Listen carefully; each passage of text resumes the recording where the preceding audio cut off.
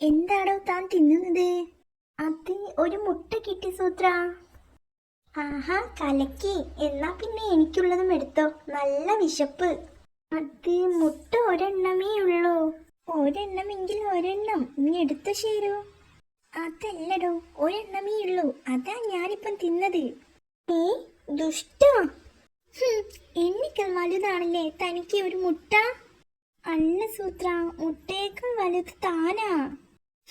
എന്നാലും ഇത് വേണ്ടായിരുന്നു ശരു, ഒരു മുട്ട പോലും തരാതെ. വേണ്ടായിരുന്നു ശരു, വേണ്ടായിരുന്നു.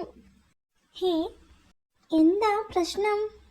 ആ ശേരുവിന്റെ കാര്യം പറഞ്ഞതാ. പണ്ടു ഞാൻ എത്ര മീൻ പിടിച്ചു കൊടുത്തതാ, എന്നിട്ടിപ്പോ ഒരു മുട്ട പോലും തരാനില്ലെന്ന്. അന്നില്ലാത്ത ശേരു. എന്താ പ്രശ്നം? സൂത്രൻ പണ്ട് ശേരുവിന് മീൻ പിടിച്ചു കൊടുത്തു.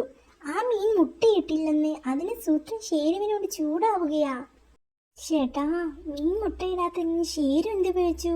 ശരിയാ, മാത്രവുമല്ല മുട്ട വേണ്ടെന്ന് സൂത്രൻ പറഞ്ഞിട്ടുമുണ്ട്. അത് താനെങ്ങനെ അറിഞ്ഞു? വേണ്ടായിരുന്നു ശേരു എന്ന് സൂത്രൻ പറയുന്നത് ഞാൻ കേട്ടതല്ലേ. ഓഹോ, വേണ്ടായിരുന്നു എന്ന് സൂത്രൻ പറഞ്ഞത് മീനും കേട്ടു കാണും, അതല്ലേ മീൻ മുട്ടയിടാഞ്ഞത്. എന്നിട്ടിപ്പോ ആ പാവൻ ശേരുവിന് കുറ്റം. മീനും ശേരുവും പാവങ്ങളാ, സൂത്രനാ കുഴപ്പക്കാരൻ. ഇതൊക്കെ ഇല്ലേ ആട്ടിക്കൊള്ളാത്തതിന്റെ സൂക്കേടാണ്. അറിയടാ അവനെ.